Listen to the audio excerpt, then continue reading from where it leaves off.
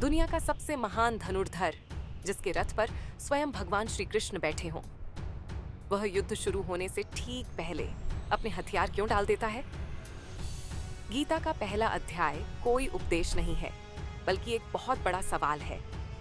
ये कहानी है अर्जुन विषाद योग की, यानी एक योद्धा का अपनी ही भावनाओं से हार जाना। दृश्य की शुरुआत हस्तिनापुर से होती है। अंधे राजा धृतराष्ट्र पूछते हैं, धर्मभूमि कुरुक्षेत्र में मेरे और पांडु के पुत्रों ने क्या किया? ध्यान दीजिए, उन्होंने कहा, मेरे और पांडु के।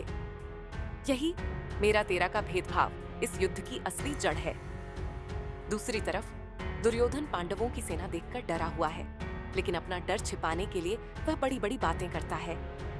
शंख बजते हैं, शोर होता है, लेकिन मनों में सन्नाटा है। युद्ध शुरू होने ही वाला था कि अर्जुन श्री कृष्ण से कहते हैं, मेरे रथ को दोनों सेनाओं के ठीक बीच में ले चलिए। कृष्ण रथ को ठीक भीष्म पितामह और गुरु द्रोणाचार्य के सामने रोक देते हैं। यही वो टर्निंग पॉइंट था। अर्जुन ने जैसे ही सामने देखा, उसे वहां दुश्मन नहीं, उसे वहां अपने गुरु, अपने भाई और अपने ही बुजुर्ग दिखाई दिए। अर्जुन का नजरिया बदल गया। जहां उसे जीत देखनी थी, वहां उसे अब खून दिखने लगा। अचानक अर्जुन का शरीर कांपने लगा। उसके हाथ से विश्व प्रसिद्ध गांडीव धनुष छूट गया। वह कृष्ण से कहता है, हे केशव, मैं विजय नहीं चाहता। अपने ही गुरुजनों और भाइयों को मारकर मुझे वो खून से सना हुआ राजपाट नहीं चाहिए। अर्जुन यहां तर्क देते हैं, कुल नष्ट हो जाएगा, धर्म खत्म हो जाएगा और समाज में अधर्म फैल जाएगा। उसे लगता है कि युद्ध से पीछे हटना दया है, लेकिन असल में वह उसका मोह था।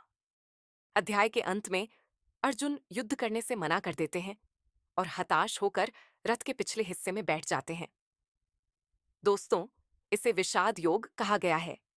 विषाद मतलब गहरा दुख, लेकिन इसे योग इसीलिए कहा गया क्योंकि जब तक अर्जुन अंदर से खाली नहीं होगा, जब तक उसका अहंकार और भ्रम नहीं टूटेगा, तब तक श्री कृष्ण के ज्ञान के लिए जगह नहीं बनेगी। अर्जुन अब एक योद्धा नहीं, एक शिष्य बन चुका है। उसका यह खालीपन ही गीता के ज्ञान की शुरुआत है। अगले वीडियो में हम जानेंगे कि श्री कृष्ण ने कैसे अर्जुन को डिप्रेशन से बाहर निकाला। अगर आपको यह विश्लेषण गहरा लगा, तो कमेंट में लिखें जय श्री कृष्ण और चैनल को सब्सक्राइब जरूर करें। मिलते हैं अध्याय 2 में।